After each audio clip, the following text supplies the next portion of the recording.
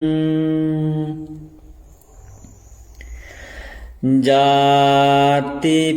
dukkha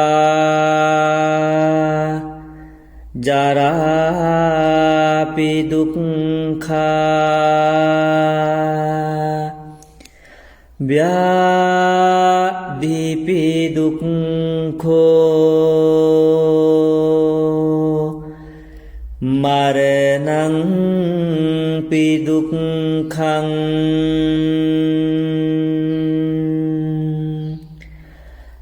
Appiyehi sampayogo dukkho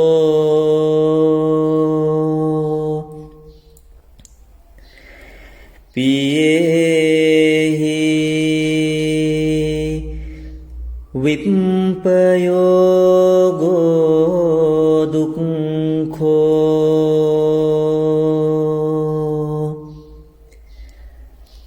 Yam piccang labhati Tang pi dukkhang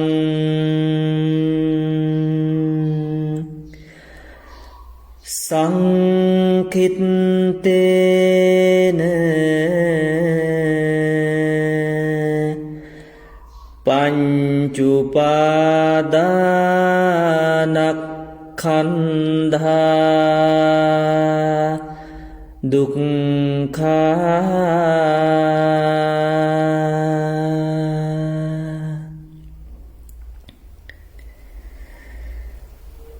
Idang khopana bhikkhave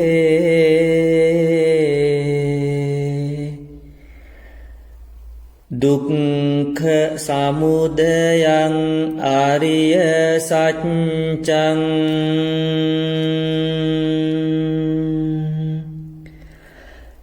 Yayang tanha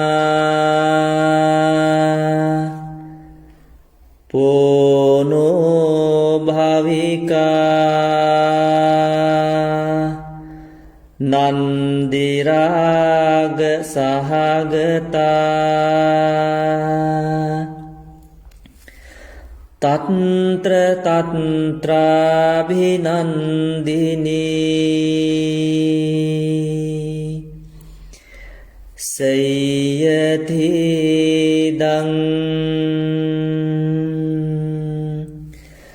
Kama tanha Bhava tanha Vibhava tanha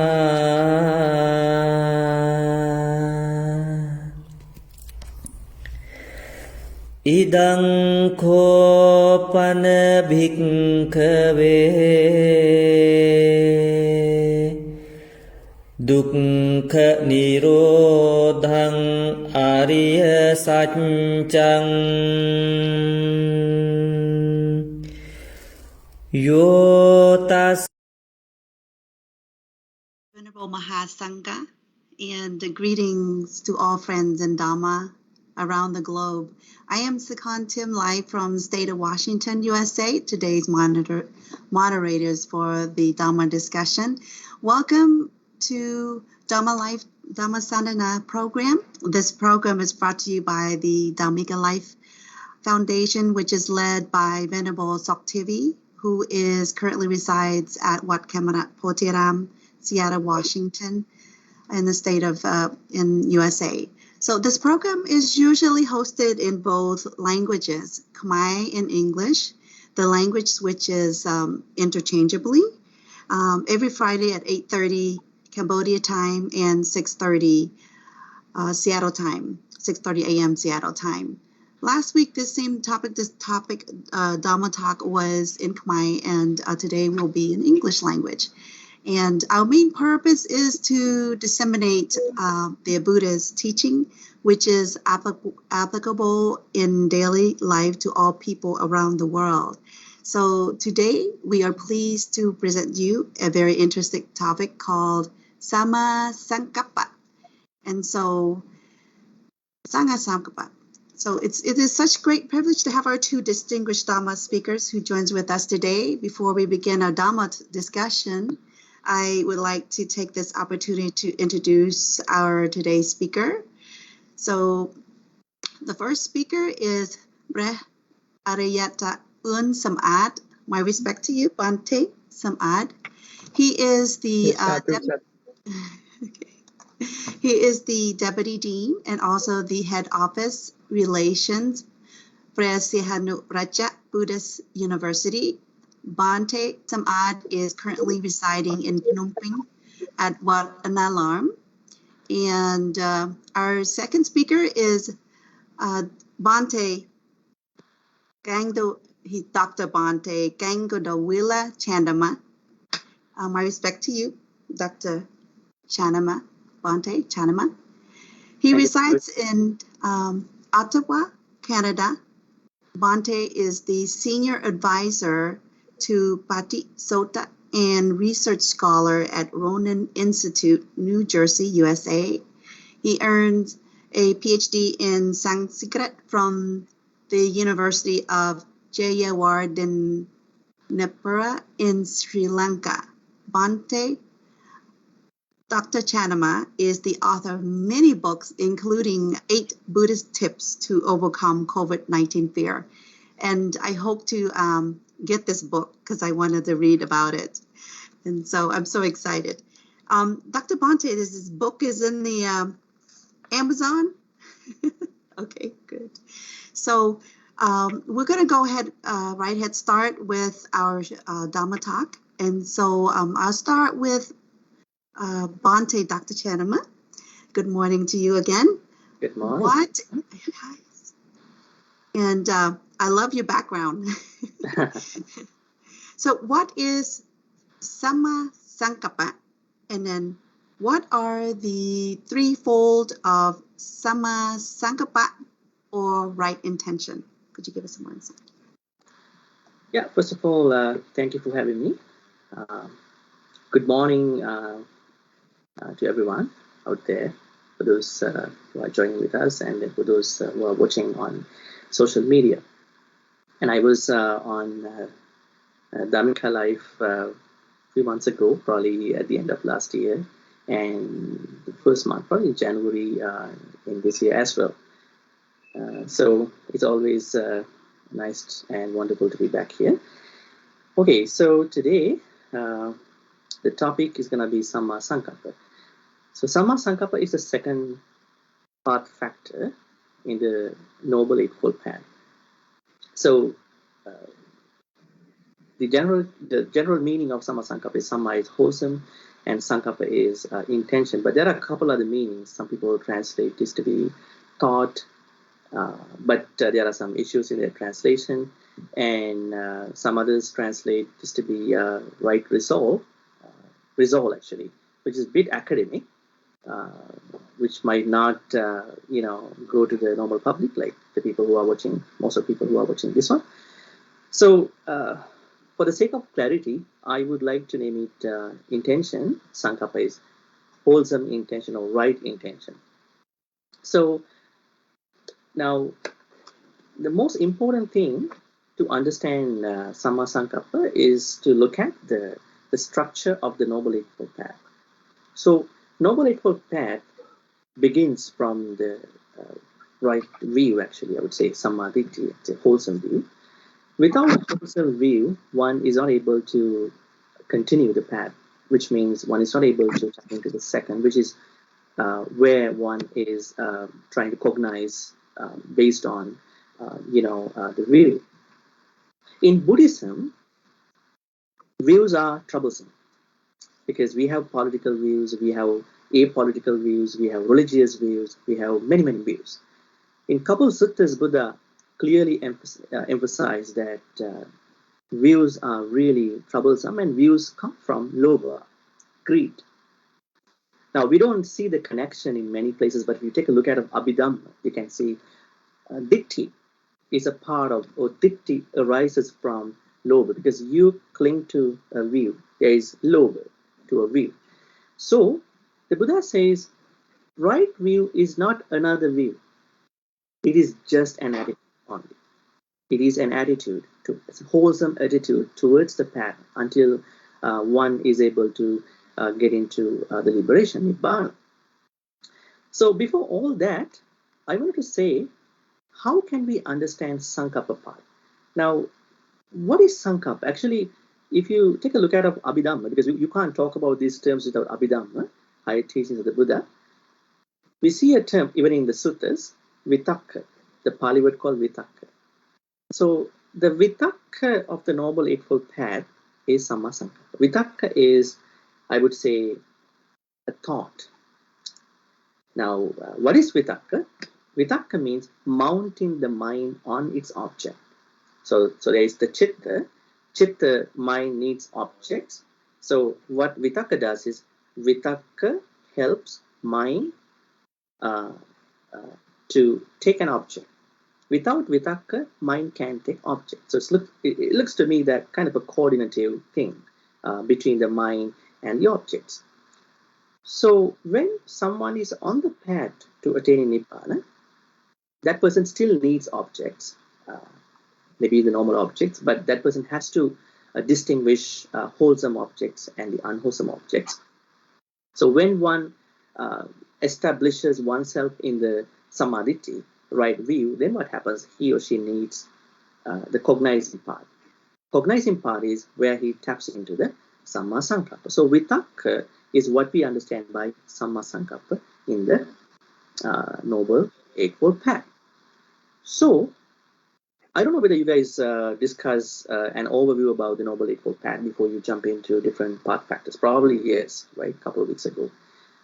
I guess you may have discussed that each path factor, be that samadhi, sammā saṅkappa, sammā vāca, sammā kammanta, sammā ājiva, sammā vāyama, sammā sati, sammā samadhi, all these factors, path factors, are supported by three another supportive path factors. Which means if you want to practice samadhi, you must have another three supporting path factors.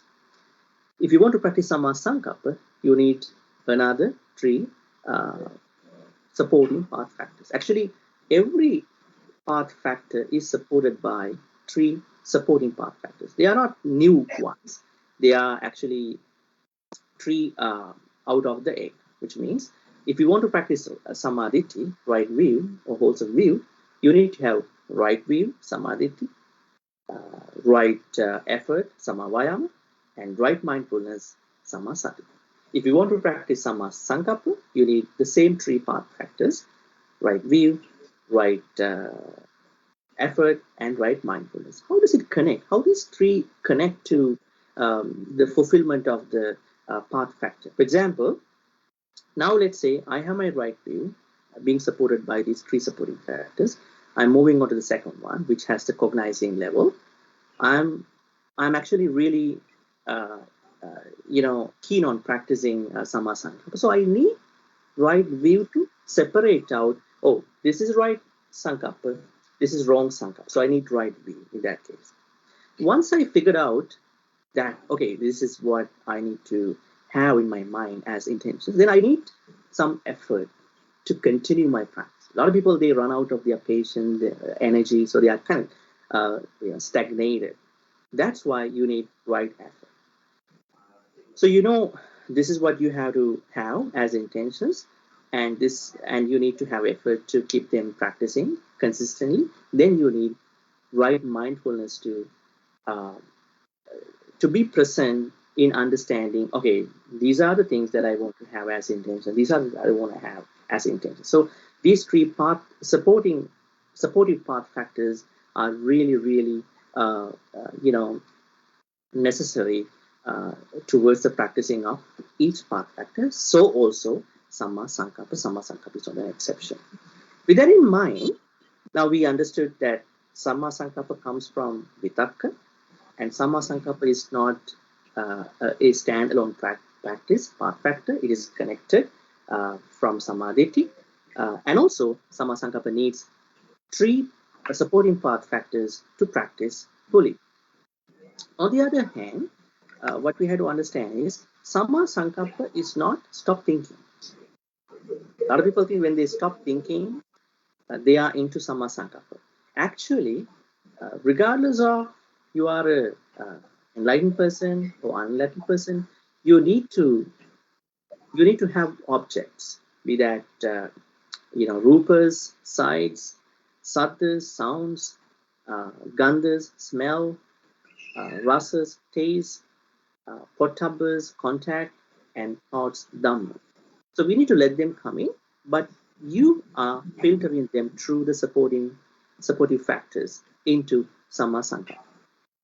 So in this process, Buddha identifies there are three sammā saṅkappas. I would say sammā saṅkappa has three specific factors, specific saṅkappas to practice.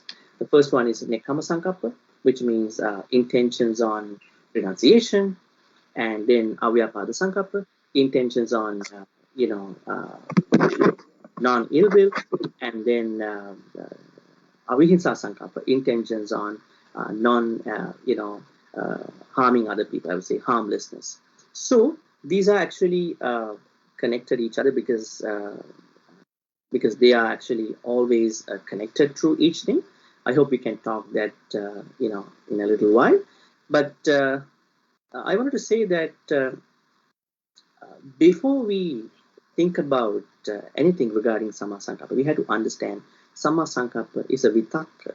The basic term is vitakka, because if you look at Abhidhamma, in Abhidhamma it says we have, whenever we take a thought, there are 7 chaitasikas, mental factors that should be present. Vitakka is not one of them, but there are other 6 chaitasikas that come under the same universal chaitasikas. Out of them you can see there is vitakka and vichara.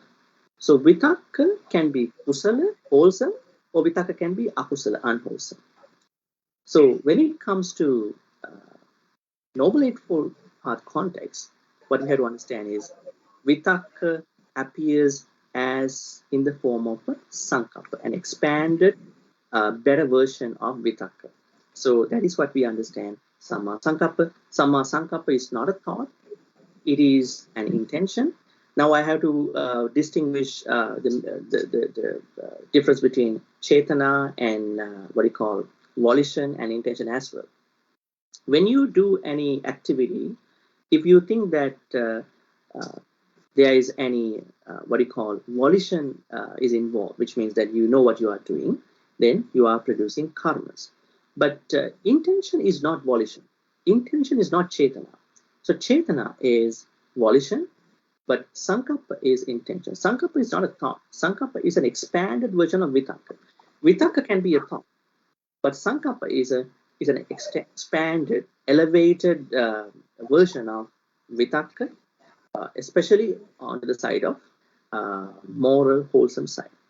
If people don't carry these 3 saṅkappas, I would say sammā saṅkappas, intentions on renunciation, intentions on non-ill will, intentions on harmlessness, they definitely carry the opposite, which means intentions of hoarding things, which means they are not trying to letting go, and intentions of ill will, intentions of harmfulness. So we have to get rid of them, but we will talk about how to get rid of them. At the same time, how to separate out vitakka, cetana, saṅkappa a little bit more in future sessions.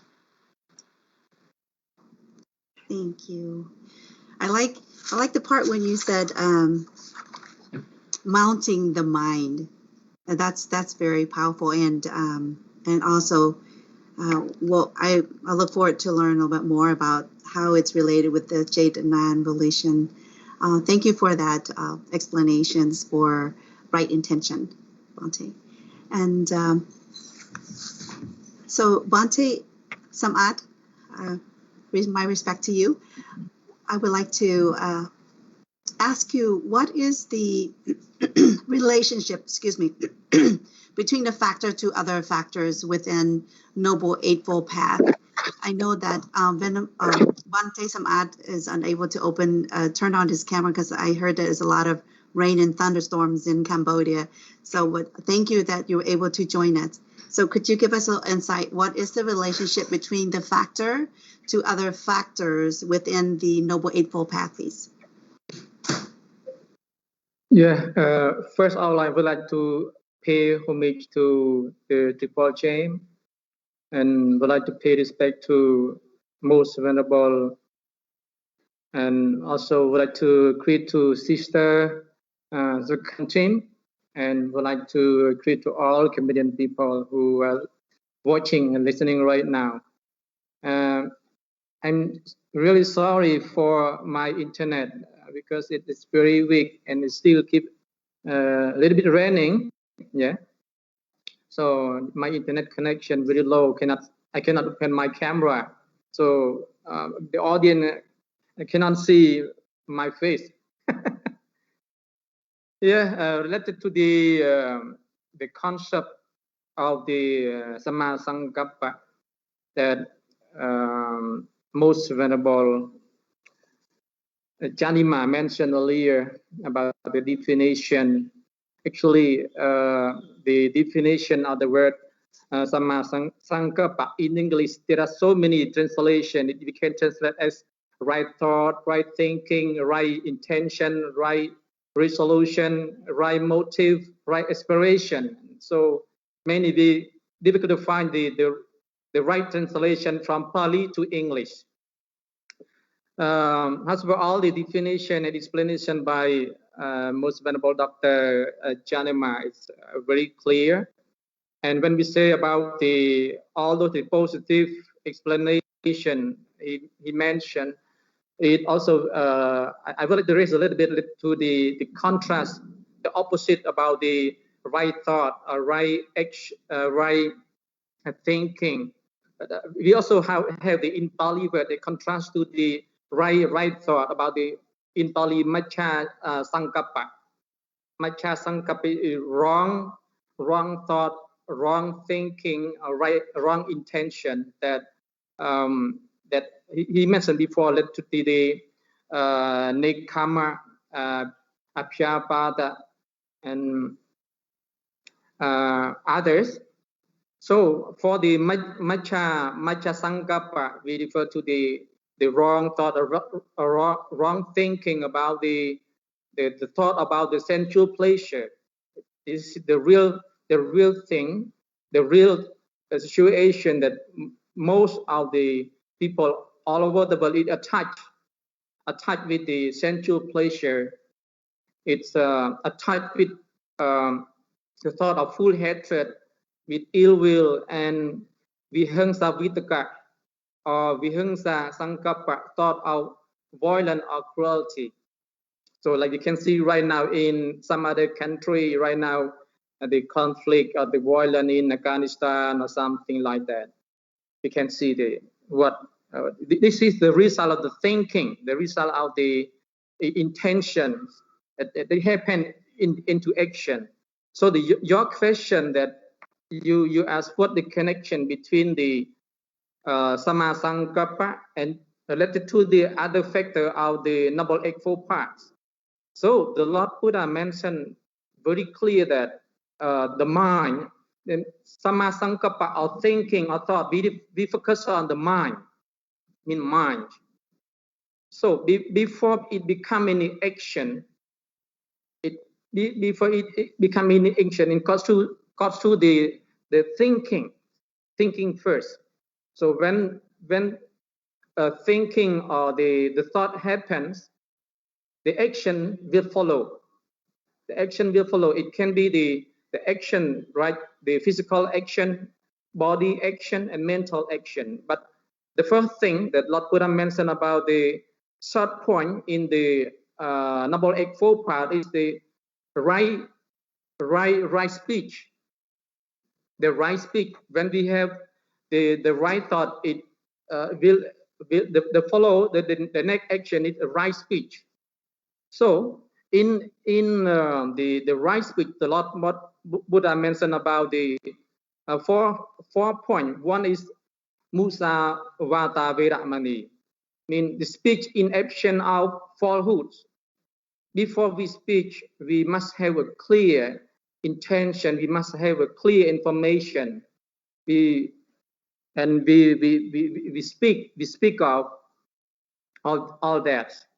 And number two, about the Pisona Vaja Veramani, the speech in actions are slandering, that we sometimes it's not the true thing, that we try to say something, that person is bad like this, bad like that, it's a criminal or whatever. Sometimes some people, it's really innocent people suffer from all the slanderings. So the Lord Buddha taught us to avoid from the slanders, from the slandering. Number three, the Lord Buddha taught us about the Parusavaja Veramani. The Lord Buddha taught us to abstain from the harsh word, the bad word, the very heavy word, that shouting, scolding, or whatever. That's not really sweet word. So this is number three. Number four, the Lord Buddha taught us about the sammā veramani. Speech in actions of frivolous talk or gossip, that the Lord Buddha taught that talkative meant a simple word. We use talkative, talk too much. That's not really useful. It's not really bring any benefit to the speaker, not any benefit to the listeners. So this is the Lord Buddha taught about the right speech, right? About the right speech. Also, like Venerable Doctor mentioned about all the connection with the right understanding, right thought. So before we have the right action, right livelihood, right mindfulness, right meditation, it goes to the right understanding and right thought or right thinking. Related to the other connection, when we have the right speech, it will follow by the right action. It will follow by the right action. Right action, it can be categorized into three forms. Form of action is the body action, we call physical action, verbal action, and mental action. And also we can classify the physical action, verbal action, and mental action as the kusala karma or the akusala karma, or sujirata and sujirata in 10 kusala karma and 10 akusala karma. So I would like to raise a little bit, because related to the time, I would like to, I don't want to speak in detail. Also, I have a problem with my camera, so I would like to go in short a little bit. So about the physical action as a kosala, as the suchirata action. Number one is the Lord Buddha taught us to refrain from killing, taking other life. So whoever loves their own life, whoever don't need any torture, yeah, killing, yeah. We can see the real example, like in Kazakhstan right now. There are so many people who try to escape from the country. Even sometimes they risk their own life into the airport by hoping that they can escape from the suffering, and they risk their own life for that. Some people falling from the aeroplane, will, and it is really sorrow for that, very painful for that. Number two, the Lord Buddha taught us not to take any property without any given, or we can say the technical word stealing. Yeah, stealing as a personal property, as the other property, especially like a big issue like country property, stealing mine, stealing others, many things. Yeah, the politicians steal a lot of things. Yeah, from the country by the wise right thinking, right action. Nobody know. And number 3, the Lord Buddha taught us not to have sexual conduct or sexual misconduct. Whoever love their own partner, family, brothers, sisters. So we must avoid from that. And through the verbal action, the Lord Buddha taught us not to speak with a false, as I mentioned before, not speak with a false speech, not speaking slender rings, not speaking harsh word, and not speaking frivolous talk. All of this, and led to the mental about the apicca, covetousness, not try to think, to steal, to take other properties, not think about the enviness about the others. And number 2, about the pyabhada, ill will, because of hatred, because of don't like, so they try to do something that to harm others. And number 3, the machatuti, a wrong view, as we mentioned the first factor about the ignorable parts, the right understanding. So in brief, this is related to the right thought or right thinking in Noble Eightfold Path. Actually, all connection with the right thought or right thinking. Yeah. Thank you, Bhante, sammā. I have questions. We have some questions from our audience, and I can ask both of you, to Bhante. So I can start with you, Bhante, sammā. So we have one question from our audience, Mao Nimol. Thank you for asking this questions. So the question is, a group of people, so for example, a group of people, they respect like Christian, Islam, and they want to establish the intention in their daily life. It can or cannot? That's the question. The Lord Buddha not mention about the right thought, right thinking is not belong to the Buddhists. The right thought or right thinking, it belongs to those who have the right thought and right thinking. So whatever they want to do, whatever they want to be, is all good for not only for themselves, for others. So they can do it because right now we can see like Venerable Dr. Chandima. I follow his teaching in Canada about some of the military invite Venerable Doctor to teach about the meditations. Meditation is not only for Buddhists only. Meditation can practice for all. Also, like in Cambodia, I met with some of friends from Islam and from Christianity. They asked me a lot of things.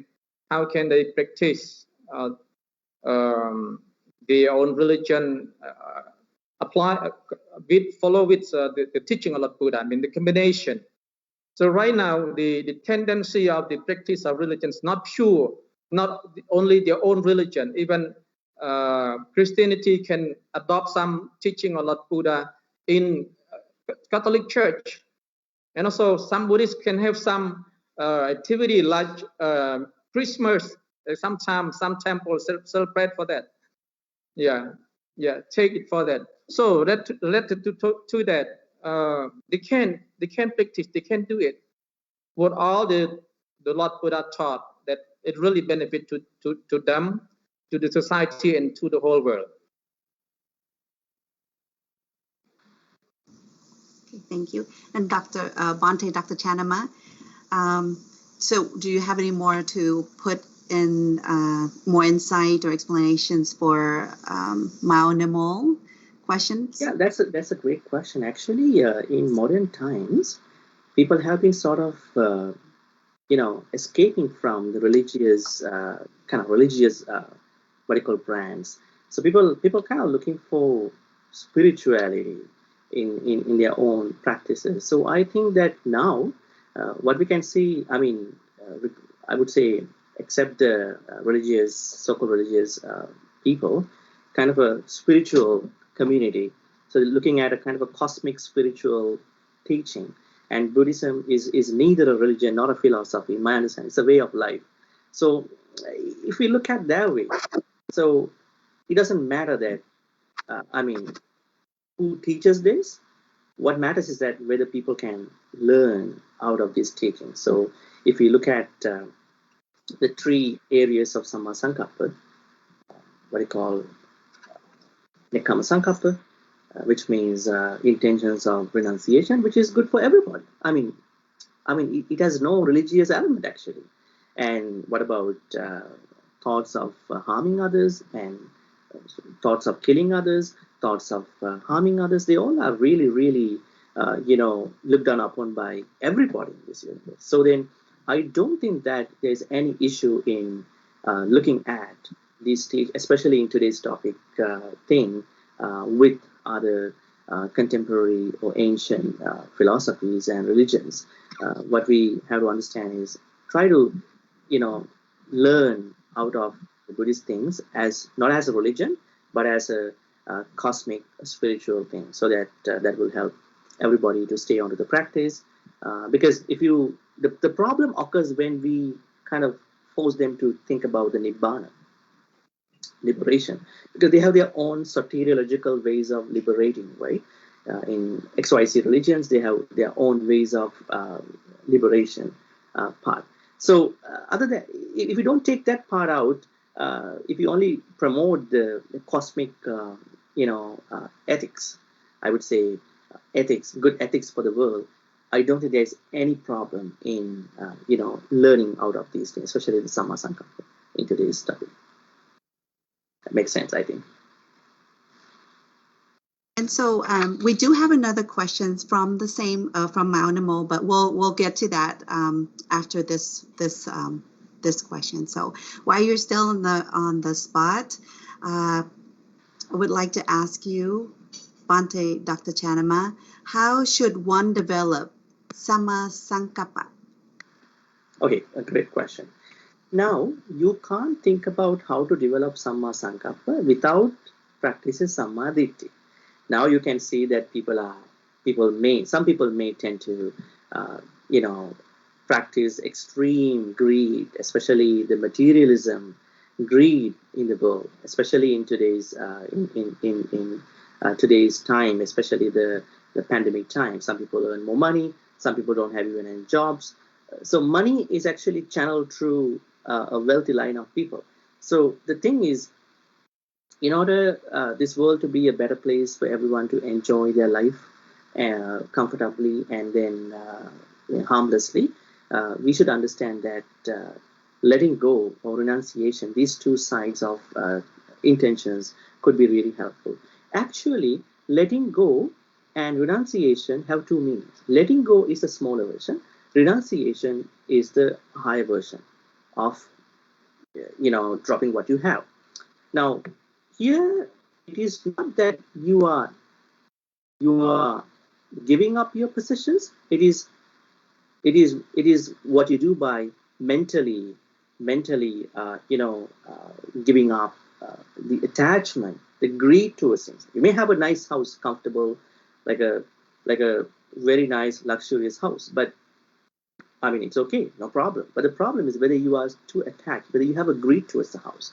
You may have nice people around you. You may be with somebody who's really nice, who's really loving you, who's really caring you, your parents, your spouses, boyfriend, girlfriends, other people. The problem is you can keep them as they are. But the problem is do not develop any strong attachment. Strong attachment. We may be attached, but don't bring up strong attachment. I would say greed towards them. So that means, because this is not an activity, this is a mental thing, right? Because sammā saṅkappa is a mental thing. So you are giving up these mental possessions That's the first part. That is how you're going to do. So how can we be really specific about this? Okay, I would give you 3 steps. Number 1, lower your greed towards people, things, and I would say in the present world, gadgets. Because people are so much, bombarded with the gadgets. I had to check my email, I had to check my this and that. So they are really, really, taken away by these things. So try to cut down on this extreme greed towards your possessions, including the gadgets. That's number 1. Even people, things. That doesn't mean you're gonna go away from them. Still talk to them, but mentally you are not developing greed towards them, towards those things, towards those gadgets. That's number 1. Number 2, try to practice moderation in your eating habits. This is a good thing because people do not understand on a daily basis, because you know that you need to keep your immunity consistent these days, right? So if you want to keep your immunity consistently, you need to be healthy. So Buddha clearly mentioned this: eating in moderation affects our spirituality, because if you eat too much, if you eat too less, there are 2 extremes. There are people who are on extreme diets and people who are on extreme eating habits, right? So these 2 are actually extremes of our spiritual path. That's what the Buddha said in the Dhammika. So there are 2 extreme paths. Atta Kilamatana yoga, self-modification, where you are on extreme diet, you are torturing yourself. And then Kamasukhalikana yoga, which means you are indulging too much. So you have to find the middle path. There is what we can see, the Noble Eightfold Path, right? When you go in the middle path, you can see the middle, what you call the sammā saṅkappa as well. So the second tip that I'm sharing with you is to practice eat in moderation. Not even eat and drink in moderation, because if you do not carry this moderation path, you are in trouble. So that's the second thing to practice, what you call nekkhamma saṅkappa. The third one is practice these 4 divine abodes, the Brahma Viharas: Metta, Karuna, Mudita, Upekkha. So practice loving kindness, practice what you call compassion, Karuna, practice Mudita, unselfish joy, and practice Upekkha, equanimity. So some people might wonder how these 4 relate to nekkhamma saṅkappa. Okay, let me tell you. When you practice Metta, then you know that everybody should be deserved to be rewarded with metta, loving kindness. Everybody needs loving kindness. So you think that. So you are not trying to sort of channel that towards somebody only. And then karuna, you are trying to develop this, what you call the higher version of empathy towards others. So then you are, that may be the other side of lobha. And then what about mudita? Mudita means you are not even happy about yourself, especially your achievements, your people achievements, but you are trying to see happiness. You are trying to be happy when other people are happy. So that means you are trying to share your happiness. I think a lot of people, when they have kama saṅkappa, they don't want to share their kama. They don't want to share their happiness. So this happens. So the greed has an element where people don't like to share their happiness. So when you have the opposite, nekkhamma, you are happy to share. You are happy to share whatever you think you have, whatever you have. So that's the mudita part. Upekkha part, staying balanced. Because if you are not staying balanced, then you are, I would say, carried away by extreme greed. Okay, you're gonna see a person. Okay, I'm gonna have this person. I don't like other people talk to this person. This is one side. I want to have a lot of food. I don't want other people to eat, these food. When the pandemic just started, people started, buying a lot of things without thinking other people, right? So much greedy about, the stuff out there. So you are trying to think about other people. You can't think about other people when you don't have compassion, when you don't have metta, when you don't have what you call mudita and upekkha. So there are 3 steps to practice in order to practice, develop what you call nekkhamma saṅkappa. Cut down on the unnecessary desires, I would say greed towards people and things and gadgets. Number 2, cut down on excessive eating, drinking habits, have moderation. Third is practice for Brahmavihara. That is for the Nekkama Saṅkappa. Moving on to the second one, Avyapada Saṅkappa. Okay, Avyapada is very interesting because on a daily basis, when people even comment on social media, see other people, they always have a very hard time, big time, because they don't know what to do, what to say. People are always coming up with some of the harming thoughts, not physically harming, physically killing, but you are mentally harming them. I don't like this person, going up. I don't like this person getting motivated. I don't like this person getting reputed. So this is a big problem. Why this problem occurs? Because you don't have sammāditi. If you have sammāditi, you will never have kama saṅkappa. You will never have vyapada saṅkappa. You will never have vihimsa saṅkappa. That's why we can't talk about sammā saṅkappa without the practice of sammāditi. I will mention some of the very good elements of sammāditi. Otherwise, people never understand this. And so, if you understand that coming up with thoughts of killing others, ill will, is such a bad thing based on sammāditi, you will definitely have thoughts of saving other people, safeguarding other people, taking care of other people. So that's what you need to do actually. So you can use the same 4 Brahmaviharas for that purpose.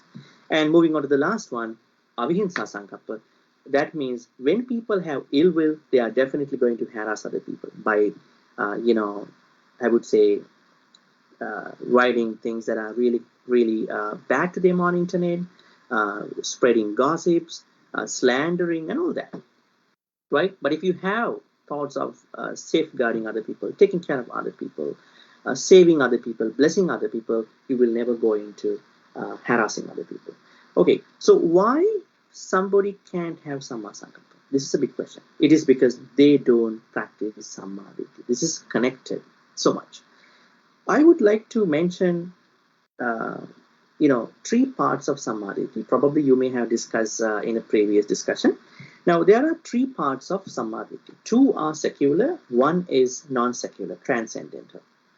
The first secular part is dasavattuka sammāditi, 10-fold secular sammāditi. The second one is, actually it is something that we have to understand in order to attain Nibbana. We call it understanding Four Noble Truths. The third one is the sammāditi that is being practiced by the Aryans, I would say, Arahants actually. Okay, the first one is very interesting. What is the kind of 10-fold sammāditi that we all have to practice as normal people, unenlightened beings? The first one, to believe in there is merit in alms giving, atti dinna. That is the first one. Second one, atti itta. There is merit in large offering, so which means donations in small scale or donation in large scale. There are results for that. And then there is merit in small offering. There's merit that are being created by the activities of small offerings. And then atti sukata dukkatana kammanam palipako. There are consequences for good and bad karmas. People who do bad karmas, bad activities, they never think about a karma, even an instant karma. Fifth one, my mom is a special person. Respecting mother, taking care of her when she passed away, giving good karmas to her. My father is a special person, Attipita. Number 7. There is this world. This world exists, and there is next lives continue to come, Atti Paraloka. And then Atti Satta Upatika, which means there are spontaneous beings like devas, some animals, and so on and so forth. We sometimes don't witness them, but they are there. And the final one is Atti Loke Samana Brahmana Samaggata Sammā Patipanna Ye Imancha Lokam Parancha Lokam Sayang Abhinya Sachikatva Pavedyanti. There are ascetics, I would say spiritual beings, who develop special powers through direct knowledge, I would say meditation. We have to believe that those beings, spiritual beings, exist. So if people have a view, I would say an attitude, which has these 10 elements, they are definitely develop sammā saṅkappa. But if you don't have these 10, but you just go into sammā saṅkappa without practicing the first one, sammāditi, you will never practice sammā saṅkappa well, because they all are interconnected. This interconnectedness is what helps you to practice sammā saṅkappa or sammā vāca, kammanta, ajivayam, sati, samadhi. One more thing. There is another classification of the Eightfold Noble Path. What is it? Eightfold Noble Path is divided into three aggregates: Sila, Samadhi, Panya. Sila means virtue, Samadhi is concentration, and Panya is wisdom. Surprisingly enough, Sammā Ditti and Sammā Saṅkappa, which means right view, right intention, they are bracketed as, they are categorized as Panya path, wisdom path. And Sammā Vāyama, Sati, Samadhi are being categorized by the concentration path, Samadhi path. And then Sammā Vāca, Kammanta, Ajiva, these three factors are being categorized by Sila path. Now somebody may wonder, be puzzled, how I'm going to practice? Should I practice Panya first, wisdom first? Yes, I would tell you how that works. Panya has been explained by the Buddha in both the Sangiti and Dasuttara Sutta in the Digha Nikaya. Say, Arahant Sariputta explained that more.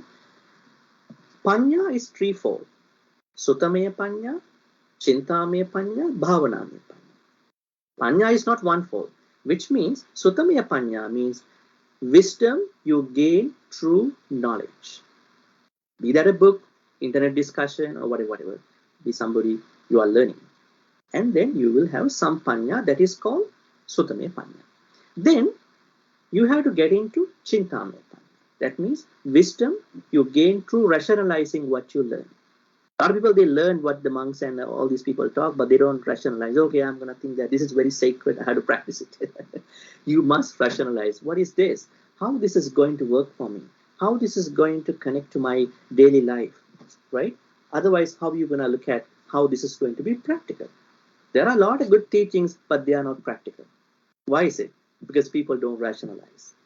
That's the problem. So the second Panya means wisdom you gain through rationalizing what you learn from Dhamma talks, people, discussion, books, so on and so forth.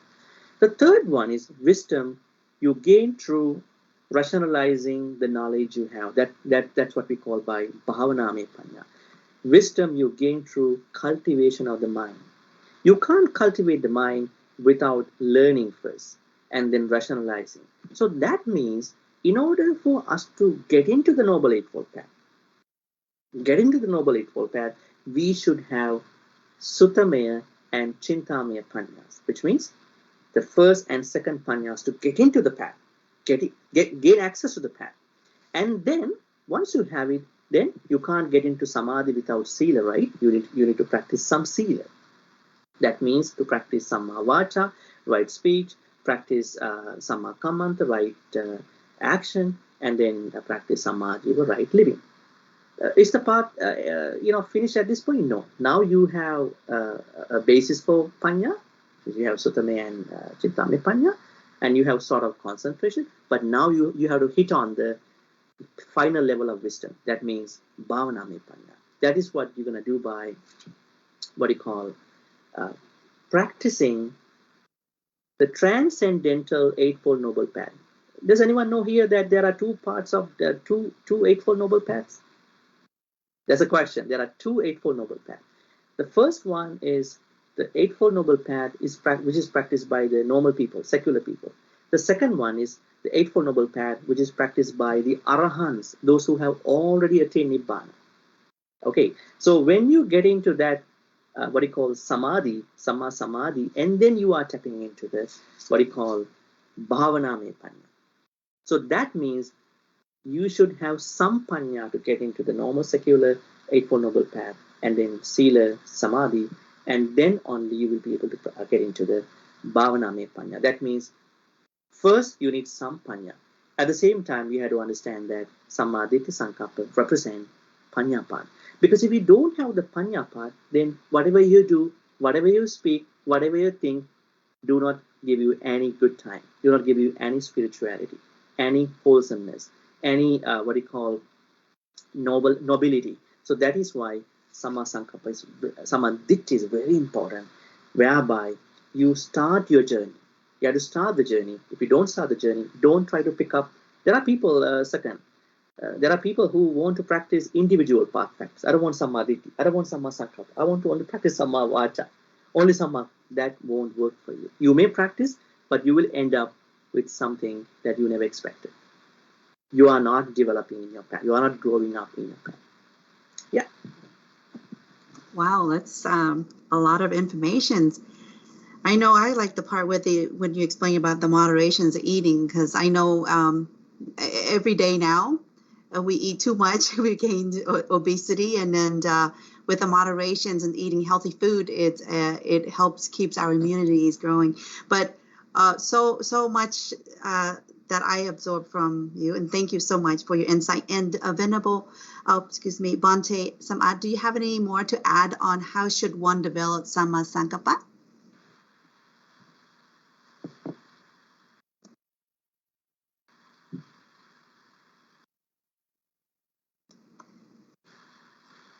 Maybe, are you still with us? Or maybe the internet is not, maybe the internet is not working. So while we're still we have one more questions from our audience, the same person. I want to go ahead and ask you while you're still on the spot. Yes. Mm-hmm. So the question is from Maunamol. Let's see if I can see this. So this question says, I know that the right intention is a crucial way to life, but how can I keep it for a long, long time? Very good question. I think that this is where I was actually trying to aim at.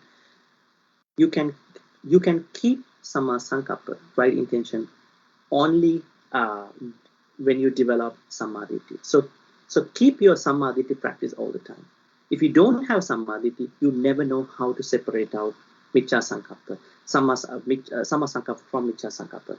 So right view, keep your practice to sammā ditti. When you have sammā ditti, you know that this is my view and this is sammā ditti, this is micchā ditti, so that I have to keep to whatever it requires. Now sammā ditti specifically says it directs the chitta mind towards the nama rupa, which is the object for mindfulness at the moment, right?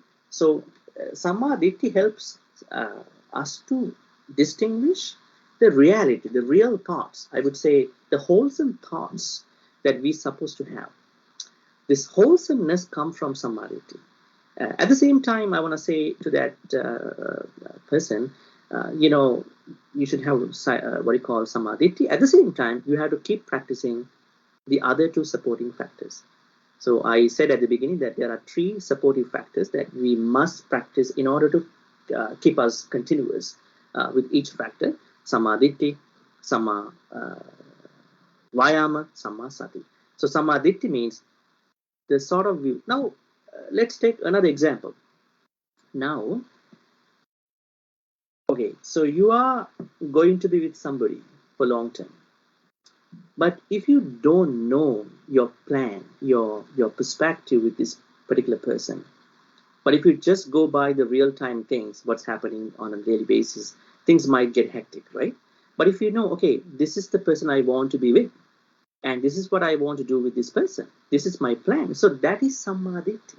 Without that thing, even you try so much hard with that person, things won't work out.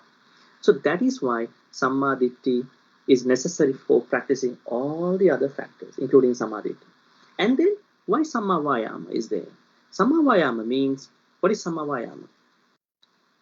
Develop effort to overcome the existing bad qualities. Develop effort to put forth on developing the existing good things. Develop effort to overcome the non-arisen bad qualities.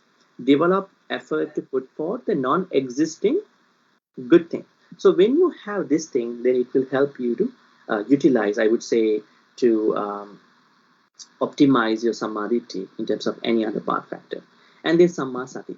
If you don't have sammā sati, how you clearly understand each moment with intention. Let's say if now I know what is samadhi, I know what is sammā saṅkappa, but if I'm not mindful, how I'm going to know that this is the place I want to practice this particular sammā saṅkappa?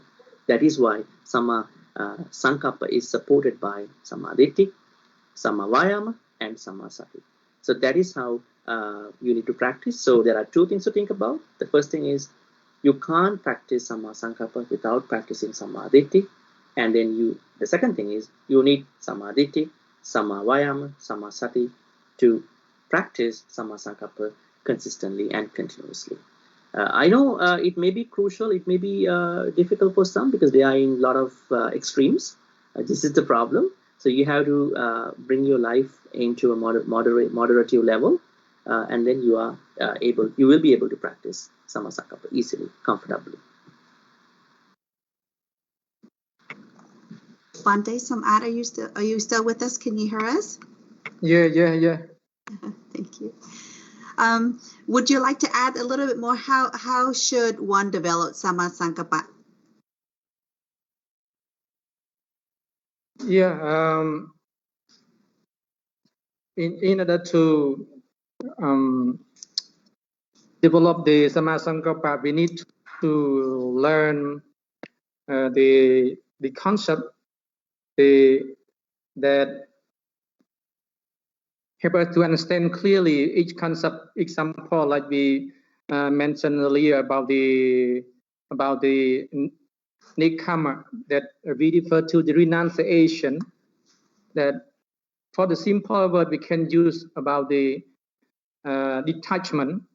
So we know that most of the people, they have very much attachment with everything, especially the belongings and others. So when we learn, we know about this concept, and we try to develop step by step to understand about the non-attachment, so they really can have those something that happened to them, especially like, for example, normally nobody can escape from the loss of the beloved one in the family. So if we have very much attachment, the suffering will follow. The more we love, the more suffering. So when we learn about the right sammā saṅkappa, understand clearly about the not attachment, have high attachment, so we will not so much painful. And so many other very simple way, like Bhante Dr mentioned earlier about the loving kindness. If whoever need love from others, but before we need the love from others, we need to respect others first. We need to love others first. So the way we respect others first, love others first, the other will respect, will love us back. So this is very simple way. And other way, like also related to the samadhi, that we need to develop the sammā saṅkappa. So as people who live in the city right now, very busy road, very busy street, so mostly a traffic jam. So when we have the right sammā sati, so we have the sati during our driving, so we can enjoy during the traffic jam. We can very happy with the red light. We can happy to see many things during the traffic jam, not have any angriness or something that disturb our feeling, that we think we cannot go to work on time, something like that. So this is very simple way to develop the sammā saṅkappa for the daily life. Thank you. It has to do everything with our daily life. Thank you for some more input on that. So while you're on the spot, what benefits can be gained from having sammā saṅkappa in daily life? Bhante, Samad?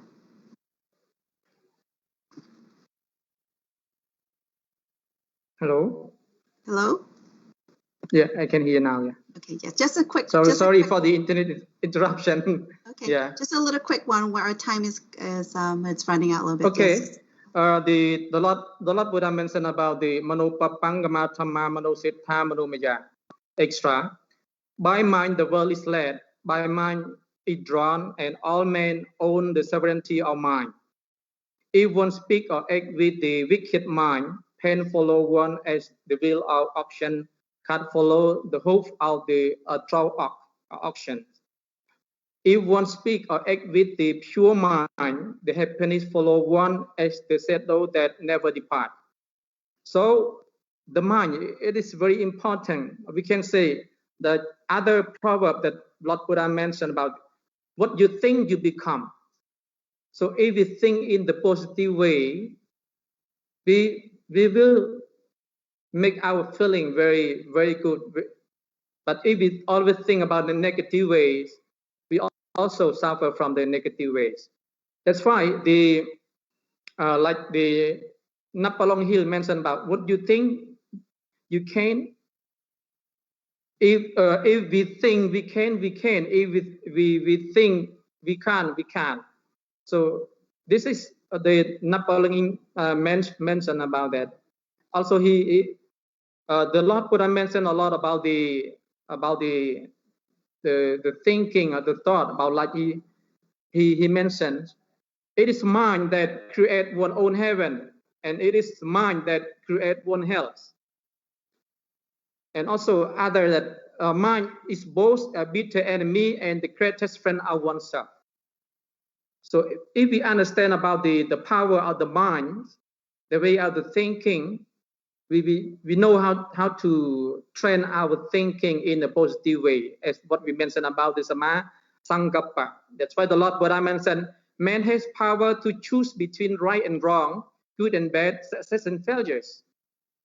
So we need to train our mind to live a very simple way, very right way, as what we discussed, like the right speech, right action, right livelihood, right mindfulness, right effort, and right samadhi.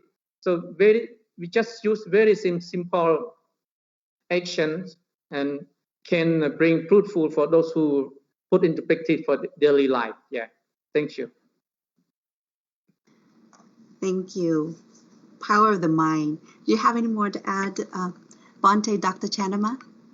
Okay, so what can we gain through sammā saṅkappa? Yes. Peace of mind. That's it. Okay. Yeah. All right. That's beautiful. All right. Thank you. Like I say, I read an article Sister Chaksapip had sent me a Bhikkhu Bodhi that our mind is like a forerunner. And so like Bhante, Samad, and you, and the peace of mind. To have a good peace of mind, you have to have a good mind. If our mind, because our mind is like a forerunner. If we think, our mind controls our hands, our fingers, the way we thought, the way we think. And so if we have the right intention, right mind view, then we would go well. Thank you so much. And so thank you both. And so our time is closing. And so thank you for the two venerables. And so much. Thank you so much. And finally, once again, thank you so much to our honorable speakers for sharing with us today. Finally, I'd like to express sincere thanks to Dhammika Life team, founders, directors, advisors, members, admins, and technical team for providing wonderful support to make this program possible. Last but not least, thank you everyone for joining us following our live show as always. Now let us spend a few minutes practicing Metta, bhavana, loving kindness meditation, which will be instructed by Bhante Gasapat camera. Thank you and goodbye. Our Metta meditation begins. Thank you for moderation.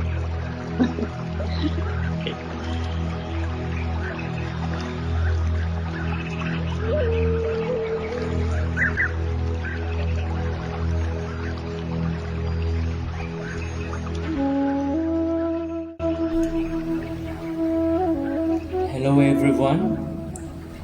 Let us practice loving friendliness meditation for oneself.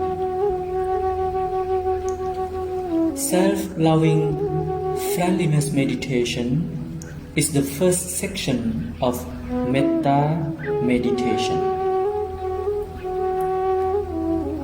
Self-loving friendliness meditation is designed to direct you to happily take care of yourself, to honestly forgive yourself, to truly accept yourself without conditions.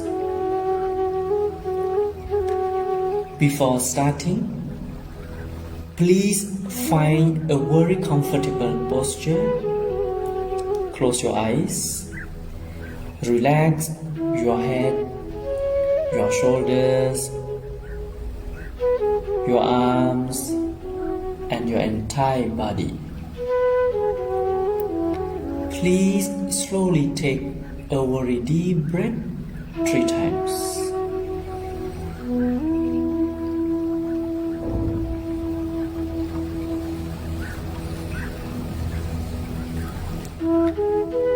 When it is done, let your breath flow as naturally as it does. Observe your breath without judgment, reactions, and criticism. Just merely observe it as the way it is while you are listening to my Pali Metta chanting.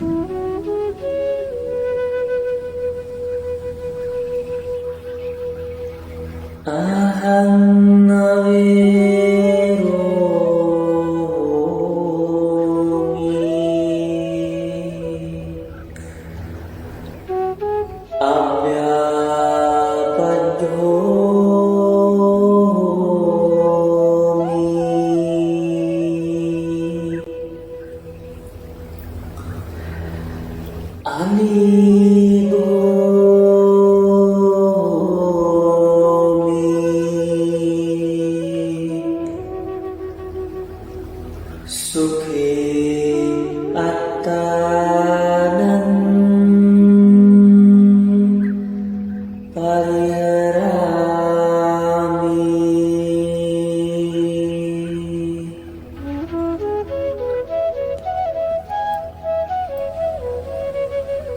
Now, please create a very tender smile on your face. Visualize your happy and smiling face. You are a very happy person with smiling face. Please keep smiling with honest heart, because you are going to bless yourself. Please be aware of the phrases which I am going to recite, and let yourself honestly feel the real meanings of the phrases.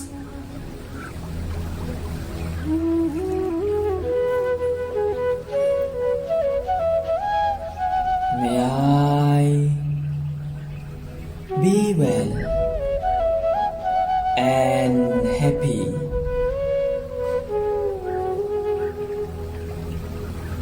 May I be free from hatred. May I be free from ill will. May I be free from anger. May I be free from physical and mental sufferings. May I take care of myself happily.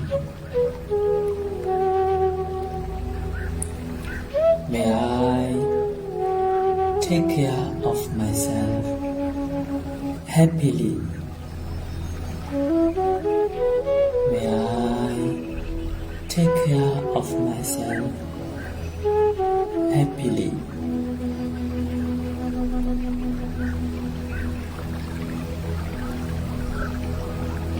Now, take your right hand and place it on your chest, and you can mentally repeat after me.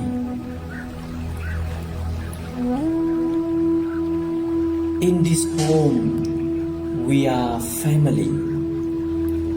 We live under the same shelter, so we must be kind to each other,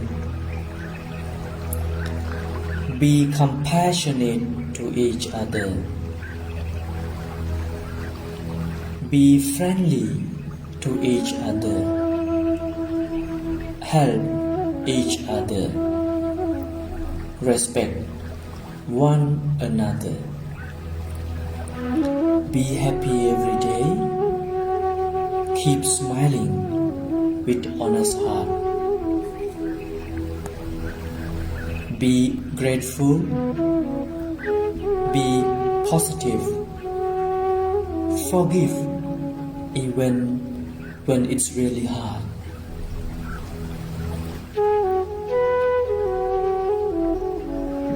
Before open your eyes, please take again a very deep breath 3 times.